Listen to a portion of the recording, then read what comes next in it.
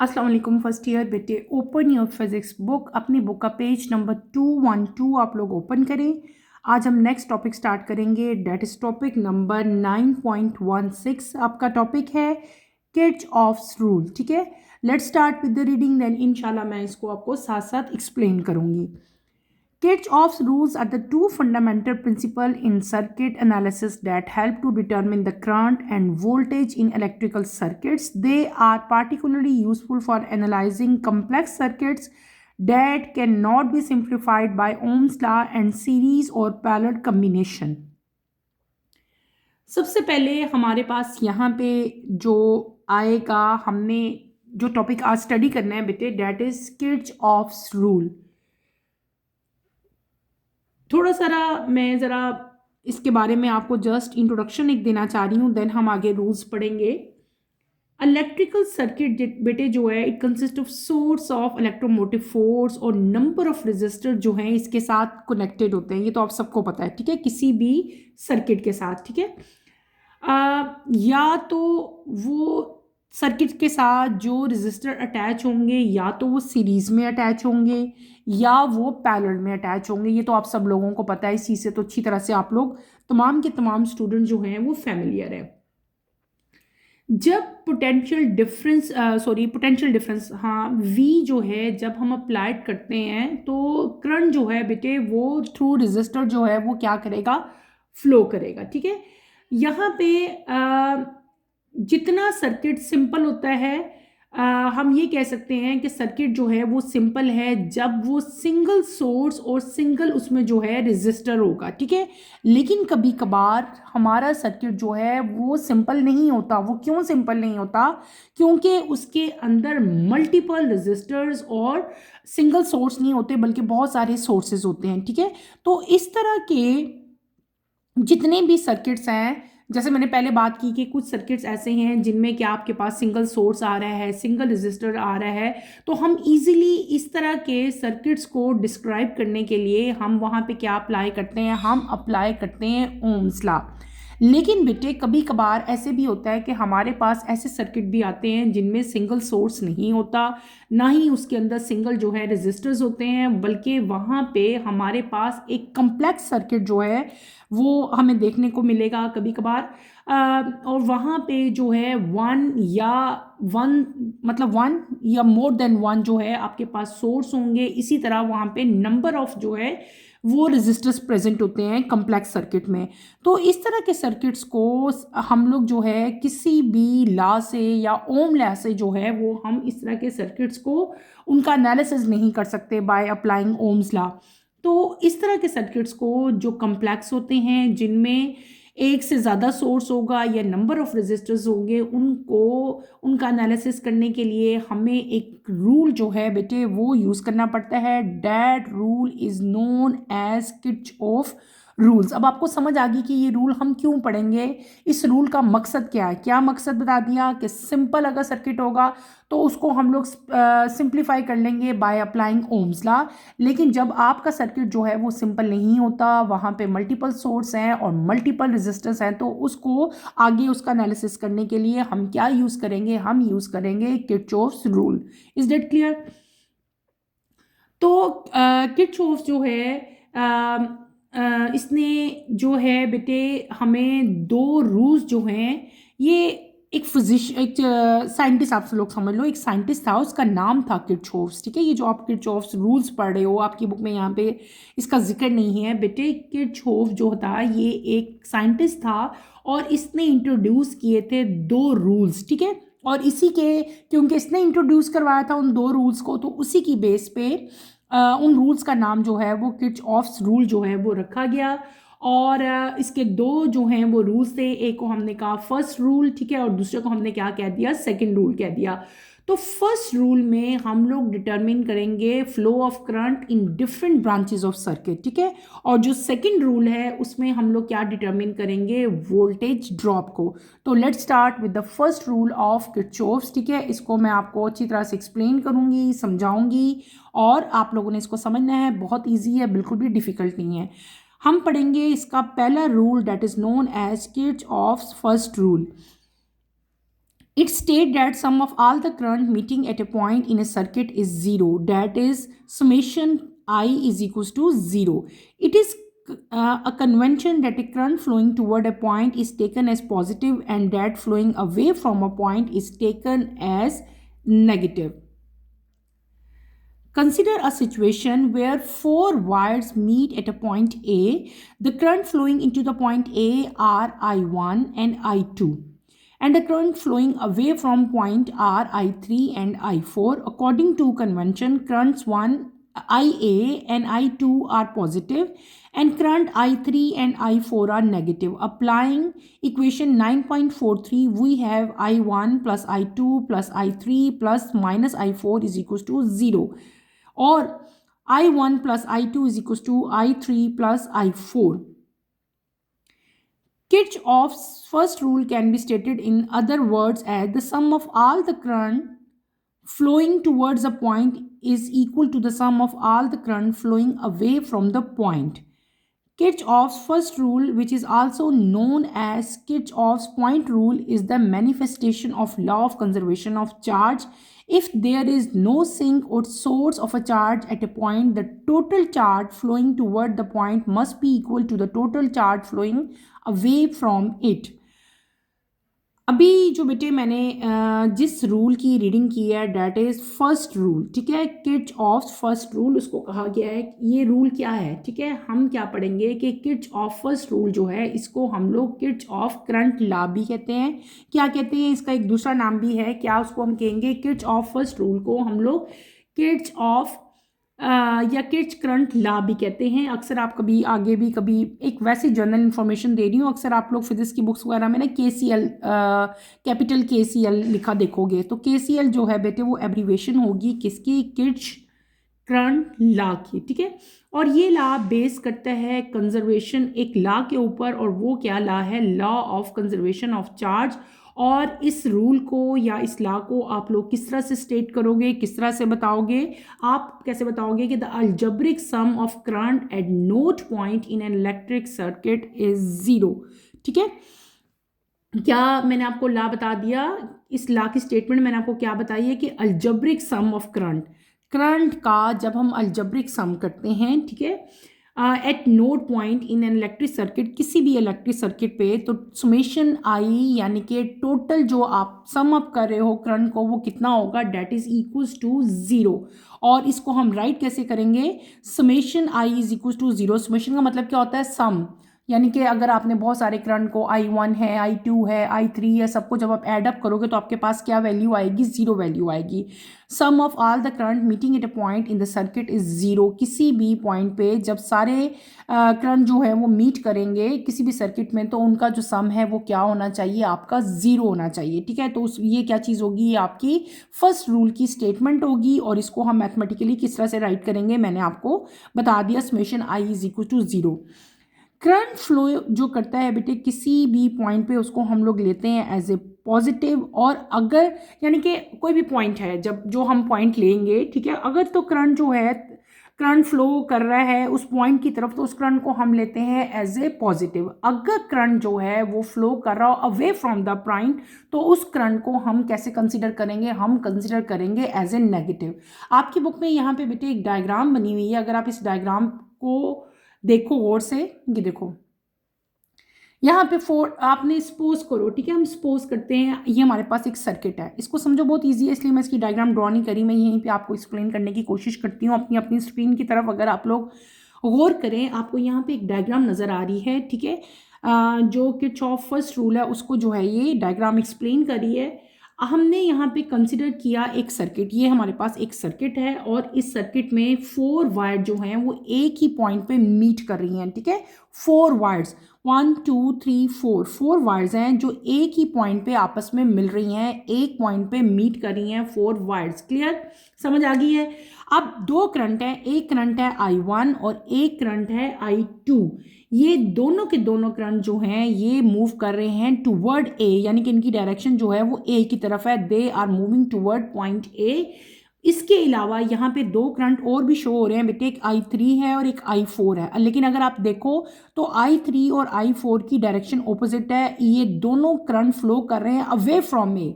ये ए से अवे जा रहे हैं, इनकी डायरेक्शन देखो, इसकी अपवर्ड है, इसकी डाउनवर्ड है। तो जो करंट I3 और I4 हैं, they are flowing away from point A, ठीक है। तो इसका मतलब क्या हुआ कि जो अभी हमने पढ़ा था अकॉर्डिंग टू कन्वेंशन करंट, कि जो करंट फ्लो करेगा टूवर्ड पॉइंट, ठीक है, जिसको जो ए की तरफ मूव कर रहा है, ए की तरफ कौन सा मूव कर रहा है, I1 और I2। तो इन दोनों करंट को हम लोग कैसे क्या कंसिडर करेंगे, हम इनको कंसिडर करेंगे एज ए पॉजिटिव। इसी तरह जो कन्वेंशन करंट जो है वो मूव कर रहा है away from point A, away from point ए कौन सा करंट मूव कर रहा है, I3 एंड I4। तो I3 और I4 को हम क्या कंसिडर करेंगे, एज ए नेगेटिव। क्या करेंगे, एज ए नेगेटिव, ठीक है। अब अगर हम इस पूरे सर्किट पे अपना फर्स्ट जो है किरचॉफ्स लॉ जो है उसको अगर हम यहाँ पे अप्लाई करें, तो बेटे हम कैसे अप्लाई करेंगे, हमारा क्या था लॉ हमारा था summation I is equal to 0, यानी कि टोटल जो करंट है जब हमने उसको सम अप किया तो हमारा 0 आना चाहिए। अगर यहाँ पे आप लोग देखो I1 प्लस I2 हमने तमाम यहाँ पे करंट लिए, I3 हमारा माइनस में था, I4 भी हमारा माइनस में था, हमने माइनस ही लिखा, इज इक्वल टू 0 है। ये दोनों इधर आ जाएंगे, ये भी माइनस है, ये भी माइनस है, इनको मैं ऑपोजिट साइड पे लेके जाऊंगी तो इनके साइन जो हैं वो चेंज हो जाएंगे। तो इस तरह भी हम लिख सकते हैं I1 plus I2 is equal to I3 plus I4। और ये क्या हो गया, ये आपका जो है this is Kirchhoff first rule. और इस रूल को हम लोग इस तरह से भी स्टेट कर सकते हैं जैसे कि आपकी बुक में लिखा है, the sum of all the current flowing toward a point is equal to the sum of the current flowing away from the point. यानी कि जब आप दो डिफरेंट करंट्स का सम अप करते हैं, कौन से दो करंट, वो जो टूवर्ड द पॉइंट मूव कर रहे हैं और जो दो करंट अवे फ्लो कर रहे हैं, जैसे कि ये देखो टूवर्ड पॉइंट 8 थे और जो 3 और 4 था वो अवे फ्रॉम पॉइंट 8 था। तो जो टूवर्ड फ्लो कर रहे होंगे और जो अवे कर रहे होंगे, उन दोनों का जो सम है वो क्या होगा, वो इक्वल होगा। यानी कि I1 प्लस I2 जो है वो इक्वल होगा किसके, I3 प्लस I4 के। और यही हमारी इक्वेशन लास्ट आ गई थी। क्लियर हो गया, समझ आ गया। दूसरी मेन बात आपने यहाँ पे क्या याद रखनी है कि किरचॉफ फर्स्ट रूल जो है ये एक्सप्लेनेशन है बेटे किसकी, law of conservation of charge की। किसकी एक्सप्लेनेशन है, ये जो वर्ड लिखा हुआ है ना मैनिफेस्टेशन, मैनिफेस्टेशन का मतलब होता है एक्सप्लेनेशन, ठीक है। इसलिए इस वर्ड से आपने कंफ्यूज नहीं होना। मैनिफेस्टेशन मीन एक्सप्लेनेशन हम कह सकते हैं कि किरचॉफ फर्स्ट रूल जो है बेटे ये बेसिकली क्या चीज़ है, this is explanation of law of conservation of charge, ठीक है। इसका मतलब क्या हुआ कि अगर if there is no sink और सोर्स ऑफ चार्ज, किसी भी पॉइंट पे अगर चार्ज का सिंक या सोर्स नहीं होगा तो टोटल चार्ज जो वहाँ पे फ्लो करेंगे टूवर्ड पॉइंट वो इक्वल होंगे to the total charge flowing away from the point. यहाँ पे अब सिंपल वही है, कोई चेंज नहीं आया, सिर्फ और सिर्फ डिफरेंस क्या आया, मैंने किस वर्ड में डिफरेंस बोला, करंट वाला। वहां पे था flow of current toward the point, यहाँ पे वर्ड क्या यूज हुआ है, फ्लो ऑफ चार्ज। करंट की जगह वर्ड क्या आ गया, चार्ज आ गया। बाकी स्टेटमेंट हो ही रही है। क्या मैंने स्टेटमेंट की, मैंने कहा कि टोटल चार्ज जो किस पॉइंट की तरफ फ्लो कर रहा है वो इक्वल होगा किसके, total charge flowing away from it, ठीक है। तो ये हमने क्या कर दी, ये हमने law of conservation of charge की जो है यहाँ पे स्टेटमेंट बता दी। और मैंने आपको बता दिया कि किरचॉफ फर्स्ट रूल को हम लोग एक्सप्लेन कर सकते हैं, और या ये भी कह सकते हैं कि Kirchhoff first rule is explanation of law of conservation of charge. Law of conservation of charge क्या हो गया कि if there is no sink और no source of charge at a point, किसी भी पॉइंट पे अगर सोर्स और सिंक चार्ज का नहीं होता तो टोटल चार्ज, जो टोटल चार्ज फ्लो हो रहा है ना toward the point, must be equal to the total charge flow away from the point. और इसको मैथमेटिकली हम किस तरह से राइट कर सकते हैं, वही चीज़ है हमारे पास I1 plus I2 is equal to I3 plus I4। लेकिन यहाँ पे हमने क्या वर्ड यूज़ किया, चार्ज यूज़ किया, तो हम यहाँ पे I की जगह क्या यूज़ कर लेंगे बेटे, Q/T, ठीक है। तो मैं आपको इसके लिए इक्वेशन ड्राइव करके दिखा देती हूँ ताकि आप लोग अपनी अपनी नोटबुक्स में नोट कर लो, ये आपकी बुक में यहाँ पे नहीं दी गई। मैं आपको स्टेटमेंट इसकी लिख देती हूँ, इसकी मैथमेटिकल इक्वेशन भी लिख देती हूँ ताकि आप लोग इसको अपनी अपनी नोटबुक्स में बेटे उतार लो। हमने क्या पढ़ा, हमने पढ़ा किरचॉफ फर्स्ट रूल, ठीक है। मैं यहाँ पे राइट कर देती हूँ, ये तो बहुत पढ़ने लिखता ही नहीं, किरचॉफ KIRCHHOFF, ठीक है। H भी 2 बार है और F भी, किर्चऑफ फर्स्ट रूल, ठीक है। हम फर्स्ट रूल की बात कर रहे हैं। आर इसका हमारे पास क्या समेशन आया था, इसकी स्टेटमेंट क्या थी, समेशन आई, यानी कि टोटल करंट जो है वो कितना होना चाहिए, 0 होना चाहिए। फिर हमने क्या किया था, हमने लिया था I1 plus I2 plus minus I3, फिर हमारे पास क्या आया था, plus minus I4 is equal to 0। मैंने ये ब्रैकेट्स खोली थी, I2 minus I3 minus I4 is equal to, फिर मैंने क्या किया था, इन दोनों की जो जगह हैं वो क्या कर दी थी, चेंज कर दी थी। ये I3 और ये आपके पास क्या हो गया था, I4 हो गया था। Is that clear? उसके बाद हमने क्या किया था, मैंने आपको बताया था law of conservation of charge, ठीक है। Law of conservation of charge. हमने क्या कहा था, मैंने आपको कहा था कि किर्चऑफ का जो फर्स्ट रूल है बेटे, वो एक्सप्लेनेशन है किसकी, law of conservation of charge की। और उसकी स्टेटमेंट मैंने आपको क्या बताई थी, if there is no sink और no source of charge at a point, the total charge flowing toward the point must be equal to the total charge flowing away from the point. इसको हम लोग किस तरह से right करेंगे, मैंने आपको कहा, मैं आपको लिख के दिखाती हूँ। आपकी बुक में ये नहीं है, सिर्फ और सिर्फ स्टेटमेंट दी गई है, तो आप लोग इसको राइट कर लो, ठीक है। अब आपको पता है I is equal to Q over T भी होता है, ठीक है। इसका मतलब है मैं यहाँ पे Q1 ओवर T लिख सकती हूँ, यहाँ पे मैं क्या लिख सकती हूँ, Q2 ओवर T, यहाँ पे मैं क्या राइट करूँगी, Q3 ओवर T, और यहाँ पे हम क्या राइट कर लेंगे, Q4 ओवर T। अब 1 over T 1 over T 1 over T हर जगह पे है, 1/T को मैं क्या कर लूँगी, कॉमन ले लूँगी। यहाँ पे क्या आ जाएगा, Q1, यहाँ पे क्या आ जाएगा, Q2। इसी तरह 1/T को हम यहाँ पे कॉमन ले लेते हैं, अंदर क्या रह जाएगा आपका, Q3 प्लस Q4, और इन द एंड हमारे पास क्या आ जाएगा, हम इन दोनों को कॉमन ले लेंगे, हमारे पास आ जाएगा Q1 plus Q2 is equal to, बेटे क्या आ जाएगा, Q3 प्लस Q4। और यही हमारा जो है law of conservation of charge है। इसको आप लोग जो है, इतनी सी जो इक्वेशंस हैं, इसको आप लोग अपनी अपनी नोटबुक्स पे उतार लो। ये आपके बुक पे गिवन नहीं है, ये मैंने आपको यहाँ पे जो है करवा दिया, इसको आप लोग उतार लें। क्लियर हो गया? अब हम चलते हैं अपने सेकेंड रूल की तरफ। ये हमने क्या पढ़ लिया, ये हमने फर्स्ट रूल पढ़ा। अब हम चलते हैं बेटे सेकेंड रूल की तरफ। Kirchhoff second rule, let's start with the reading, then इंशाल्लाह इस लॉ को मैं आपको एक्सप्लेन करूंगी। Kirchhoff's second rule. It states that algebraic sum of voltage changes in a closed circuit or a loop must be equal to 0. Consider a closed circuit as shown in figure 9.28. The direction of the current I flowing through the circuit depend on the cell having the greater EMF. Suppose E1 is greater than E2, so the current flows in counterclockwise direction.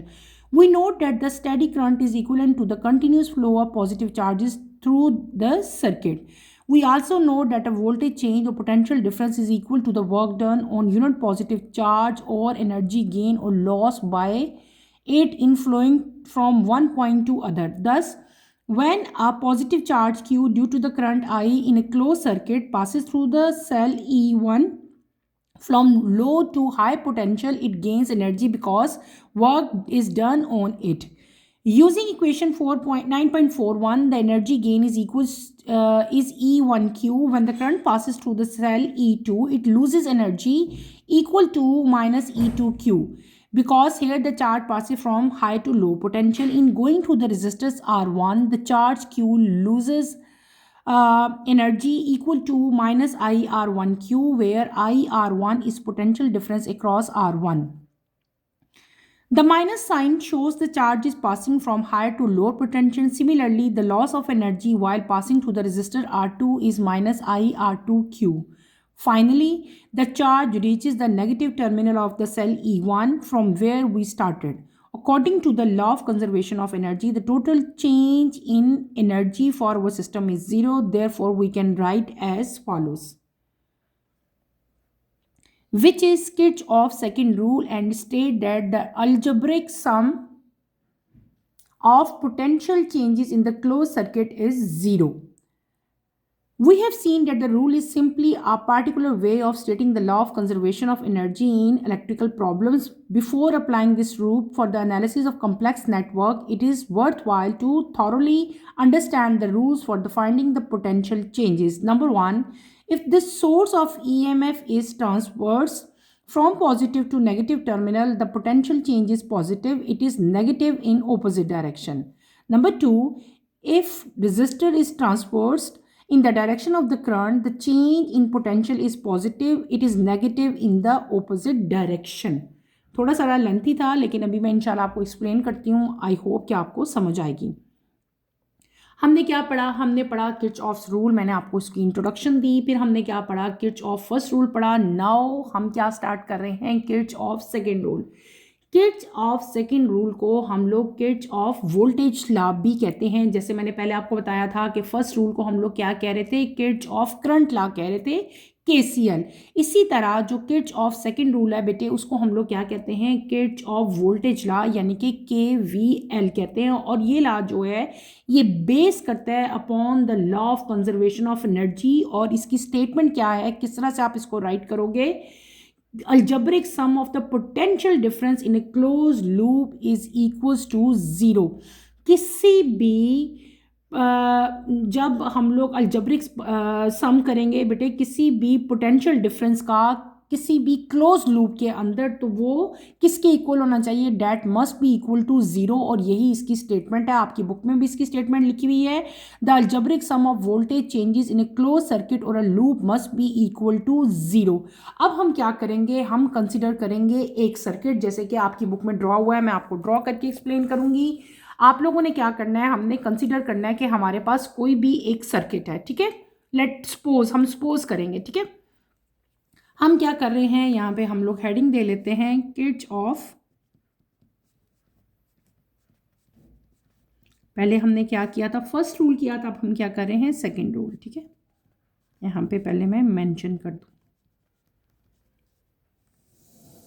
ठीक है, हमने क्या कर ली? हमने इसकी statement की. और statement में मैंने क्या बताया? Algebraic sum of the potential difference in the closed loop. किसी भी क्लोज लूप में जो पोटेंशियल डिफरेंस का सम हम करेंगे वो किसके इक्वल होना चाहिए? That must be equal to 0. Potential difference को जब मैंने आपको कल ही बताया था किससे हम राइट करते हैं? कैपिटल V से, यानी कि summation of V. Potential difference का जो समेशन हमारा होगा, सम होगा, वो किसके इक्वल होना चाहिए? 0 के इक्वल होना चाहिए. और यही हमारा क्या है? किर्चऑफ का सेकेंड रूल है. ठीक है, फिर मैंने अब हम इसको एक्सप्लेन करने के लिए हमने क्या करना है बेटे? मैं यहाँ पे एक डायग्राम ड्रॉ करूँगी. हम एक क्लोज सर्किट जो है वो ड्रॉ करेंगे. ठीक है, यहाँ पे आपने रेजिस्टर R बनाना है. ठीक है, ऐसे ही जैसे मैं ड्रॉ कर रही हूँ सर्किट, ऐसे ही आप लोग भी ड्रॉ करो मेरे साथ. ठीक है, यहाँ पे भी हम एक, ठीक है, बैटरी, और यहाँ पे हमने R, फिर और इस R को इसके साथ कंबाइन कर लेना है. ये क्या हो जाएगा हमारा? E2. ये क्या हो जाएगा बेटे? E1. ठीक है, इसी को हम ऐसे ही राइट करेंगे. और यहाँ पे हम क्या करेंगे? This is R1 and this is R2. ये क्या हो जाएगा? R2. और यहाँ पे ये क्लोज लूप में आपका करंट जो है वो फ्लो हो रहा है. इसको हम क्या कंसिडर करेंगे? I. ठीक है, और ये क्या आपका होगा? E1 is greater than E2. ठीक है, ये मैंने क्या बना दिया बेटे? ये मैंने एक सर्किट ड्रॉ किया यहाँ पे. ठीक है, अब इस सर्किट को मैं आपको एक्सप्लेन करूँगी. हमने क्या किया? यहाँ पे हमने एक क्लोज सर्किट जो है वो मैंने ड्रॉ किया. डायरेक्शन ऑफ करंट जो है flowing through the circuit depend upon the cell. ठीक है, जो डायरेक्शन है करंट की वो किस चीज़ पे डिपेंड कर रही है? वो डिपेंड कर रही है अपॉन द सेल. ठीक है, हैविंग ग्रेटर EMF, यानी कि इलेक्ट्रोमोटिव फोर्स जो है जिस जहाँ ग्रेटर होगी वहीं पे जो है करंट की डायरेक्शन होगी. सपोज करना है आपने कि जो E1 है वो आपका ग्रेटर है एज कंपेयर टू E2. मैंने यही लिखा यहाँ पे कि E1 जो है बेटे वो ग्रेटर है एज कंपेयर टू E2. ठीक है, अब यहाँ पे हमारे पास दो चीज़ें आएंगी. ठीक है, दो चीज़ें यहाँ पे क्या पता चलेंगी आपको? समझो इसको. अगर समझ आ गई तो आप लोग इसको इजीली राइट कर सकते हो. यहाँ पे क्या होगा कि चेंज आएगा इन एनर्जी अक्रॉस E1. E1 में क्या आ जाएगा? एक चेंज आएगा. कैसे? जब पॉजिटिव चार्ज, कोई भी पॉजिटिव चार्ज सपोज करो हमारे पास Q है, कोई भी एक चार्ज हम सपोज करते हैं Q है और पॉजिटिव है. जब कोई पॉजिटिव चार्ज बेटे पास करेगा थ्रू रेजिस्टर्स R1, ठीक है, इन डायरेक्शन ऑफ करंट की डायरेक्शन में जब कोई भी चार्ज पास होता है थ्रू रेजिस्टर R1, ठीक है, इन the direction of the current, तो वो इसका मतलब क्या होगा कि वो मूव करेगा from high potential to low potential. कैसे, क्या मैंने कहा, वो मूव करेगा from high potential to low potential, और इस केस में बेटे वो क्या करेगा, एनर्जी को लूज कर देगा, यहाँ पे एनर्जी का लॉस होगा, ठीक है। और इस एनर्जी लॉस को हम लोग कैसे राइट करेंगे, किस फॉर्म में हम राइट करेंगे, हम इसको राइट करेंगे एज, जो एनर्जी हमारी लॉस हुई है हम इसको कैसे कर लेंगे, E1 डेल्टा क्यू। ये क्या हुआ, ये हमारा एनर्जी जो है वो क्या मैं बता रही हूँ, मैं आपको दोबारा बताती हूँ, ठीक है। मैं आपको क्या कह रही हूँ बेटे, जब कोई पॉजिटिव चार्ज डेल्टा क्यू जो है वो पास होता है थ्रू E1, ठीक है, through E1 positive charge Q हम सपोज कर लेते हैं, E1 से पास होगा from low potential to high potential. क्या मैंने कह दिया, low potential to high potential. तो इस केस में क्या होगा, एनर्जी गेन होगी और वर्क जो है वो डन होगा। तो गेन इन एनर्जी आपकी क्या होगी, पहले हम गेन इन एनर्जी की बात कर लेते हैं, मैं आपको गेन इन एनर्जी बताती हूँ। गेन इन एनर्जी को हम कैसे राइट करेंगे, प्लस E1 डेल्टा क्यू से, ठीक है। कब, जब मैंने आपको बताया है कि आपका जो चार्ज है वो पास करेगा थ्रू द सेल E1, ठीक है, from low to high potential, तब मैंने क्या कहा कि एनर्जी के अंदर गेन आएगा, उसको हम किस तरह से राइट करेंगे। इसी तरह जब पॉजिटिव चार्ज वही डेल्टा क्यू जो है ये पास होगा थ्रू रेजिस्टर R1, अगर ये R1 से पास होगा इन the direction of the current, जो बात पहले भी मैंने करी थी, तो इस केस में बेटे और ये मूव करेगा, ऑपोजिट हो जाएगा ना, पहले क्या था, लो से हाई पे गया था, अब क्या हो रहा है, वो हाई पोटेंशियल से लो पोटेंशियल की तरफ मूव किया ना। तो इस केस में क्या हुआ कि एनर्जी के अंदर लॉस आ गया, ठीक है, हम क्या लिख लेंगे, इट लूजेस एनर्जी, ठीक है। और जब वो एनर्जी लॉस करता है तो लॉस एनर्जी को हम कैसे राइट करेंगे, हम उसको माइनस में राइट करेंगे, delta Q IR1 through register R1 था ना वो, इसलिए, ठीक है। इसलिए बेटे मैंने यहाँ पे ये चीज़ें राइट कर दी ताकि आपको यहाँ पे याद रहे, मैं साथ साथ लिख रही हूँ ताकि आपको कंफ्यूजन ना हो। क्लियर हो गया। अब इसके बाद क्या हो गया कि हमारे पास जो, हाँ, E2 और जो R2 हैं यहाँ पे भी एनर्जी में चेंज आएगा, ठीक है। कैसे चेंज आएगा बेटे, इस डायग्राम को देखो ज़रा गौर से। जब पॉजिटिव चार्ज बेटे पास होता है थ्रू EMF, या आप लोग ये कह लोगे थ्रू E2, पहले हमने क्या बात की, E1 की बात करी, अब हम क्या बात कर रहे हैं, E2 की बात कर रहे हैं, ठीक है। जब वो E2 के थ्रू पास होगा फ्रॉम हाई, पहले E1 की बात कर ली, अब मैं E1 की नहीं कर रही, ये दोनों E1 के बारे में थी, अब हम E2 की बात कर रहे हैं। जब ये पॉजिटिव चार्ज पास होता है through the cell of E2 from high potential to low potential, अब ऑपोजिट हो गया, क्या हो जाएगा, अब एनर्जी जो है उसका लॉस होगा, और ये लॉस इन एनर्जी जो है इसको हम किस तरह से राइट करेंगे, लॉस लूजेस एनर्जी लिख लो आप लोग, E2 की बात हो रही है, ठीक है। तो वो आपकी क्या हो जाएगी, -E2 डेल्टा क्यू। इसी तरह जब पॉजिटिव चार्ज बेटे अब पास करेगा थ्रू रेजिस्टर R2, पहले उसने कहाँ से मूव किया था, R1 की बात की थी, ये देखो हमने जब R1 लिखा था। अब मैं क्या बात कर रही हूँ कि जब पॉजिटिव चार्ज पास होगा through resistor R2 in the direction of current, इसका मतलब है कि वो मूव करेगा from higher potential to low potential, ठीक है।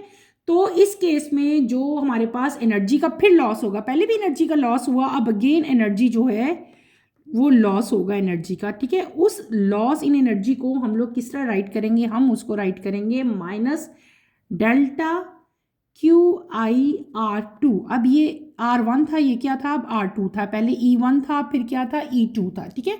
ये चार चीज़ें हैं, चार मेन पॉइंट्स हैं जो आपने याद रखने हैं। फाइनली चार्ज जो है वो रीच कर जाएगा हमारा toward negative terminal of the cell E1 from where we started. अब वो कहाँ मूव कर गया, टूवर्ड नेगेटिव टर्मिनल, ठीक है। और नेगेटिव टर्मिनल में जब ये पहुंच जाता है तो according to law of conservation of energy अगर हम देखें तो total charge in energy of over system जो है वो कितना होगा, टोटल जो चेंज आया है एनर्जी में वो क्या होना चाहिए हमारे सिस्टम में, that must be equal to zero, उसको ज़ीरो के इक्वल होना चाहिए। और उसको हम लोग किस तरह से राइट करेंगे बेटे, उसकी जो स्टेटमेंट है मैं यहाँ पे आपको लिख के दिखाती हूँ, क्या हमारी आ जाएगी, E1 delta Q minus IR1 delta Q. यही जो मैंने 4 पॉइंट्स लिखे हैं इन्हीं को मैं कंबाइन कर रही हूँ, माइनस क्या आ जाएगा, E2 डेल्टा क्यू आ जाएगा यहाँ पे, माइनस IR2 डेल्टा क्यू, और ये किसके इक्वल आने चाहिए, they must be equal to zero.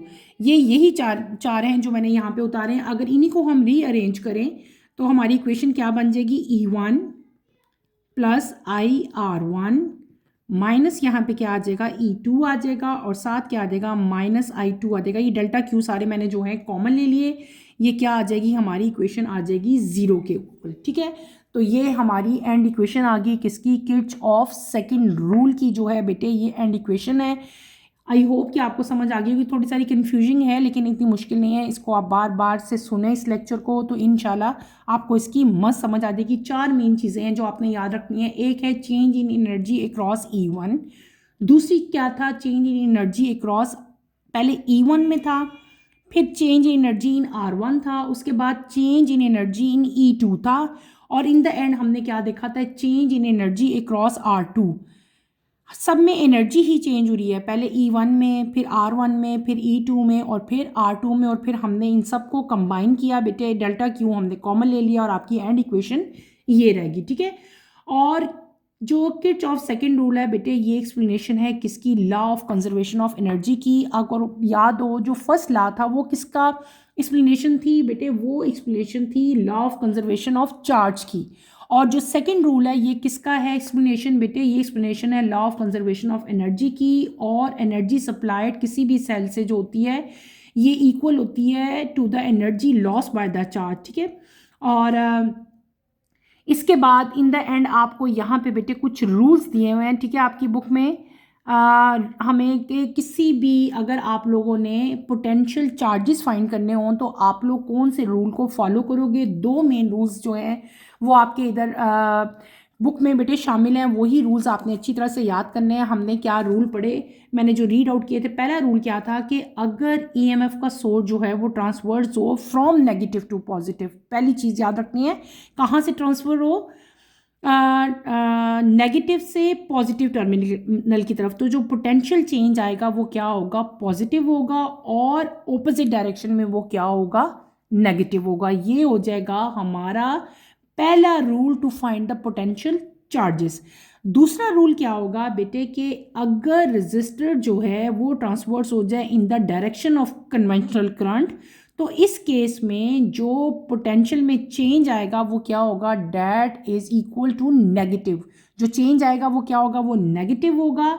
अगर इलेक्ट्रॉनिक करंट जो है वो फ्लो करे थ्रू रेजिस्टर तो पोटेंशियल चेंज जो है वो क्या हो जाएगा, वो पॉजिटिव हो जाएगा। ये 2 रूल्स हैं, ये 2 रूल्स आपने एज इट इज़ ही याद करने हैं। दोबारा एक दफ़ा बता देती हूँ, दोनों रूल्स मैंने क्या बता दिया कि अगर EMF का सोर्स जो है वो traverse to from positive to negative terminal तो पोटेंशियल चेंज जो है वो पॉजिटिव होगा। ठीक है, और अगर रेजिस्टर ट्रांसफर्ड हो इन द डायरेक्शन ऑफ करंट तो पोटेंशियल जो चेंज है वो तब भी पॉजिटिव ही होगा, लेकिन अगर इनकी डायरेक्शन ऑपोजिट कर दी जाए तो फिर वो नेगेटिव हो जाते हैं। ये चीज़ आपने याद रखनी है। तो आज के लेक्चर में बेटे हमने किर्चऑफ्स रूल जो हैं वो उनको कंप्लीट किए। मैंने आपको बताया कि व्हाट इज़ किर्चऑफ रूल, हमने किर्चऑफ रूल्स जो है मैंने आपको थोड़ी सारी उसकी इंट्रोडक्शन दी कि ये साइंटिस्ट था, और अगर आपके पास सिंपल सर्किट हो तो हम उस पर सिंपली जो है ओम्स लॉ जो है वो अप्लाई कर देते हैं, लेकिन अगर हमारा सर्किट सिंपल नहीं होता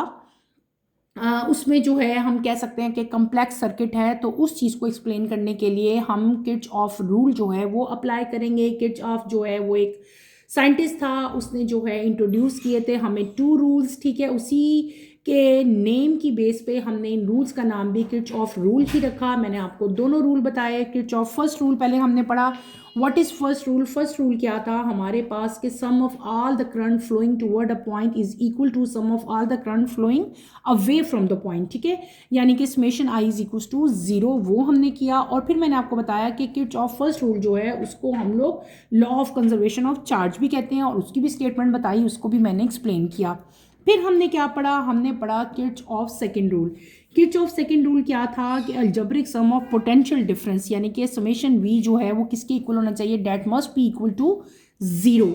उसके बाद हमने डायग्राम बनाई, उसको एक्सप्लेन किया। एक्सप्लेनेशन में मैंने आपको बताया कि there is a change in energy, energy में चेंज आएगा। किस तरह से चेंज आएगा? 4 तरह से चेंज आएगा। जब एनर्जी चेंज आएगी अक्रॉस E1 आएगा, change in energy across R1 आएगा, change in energy across E2 and change in energy across R2, ठीक है। 4 तरह से एनर्जी जो है 4 जगहों पे हमारी चेंज होगी।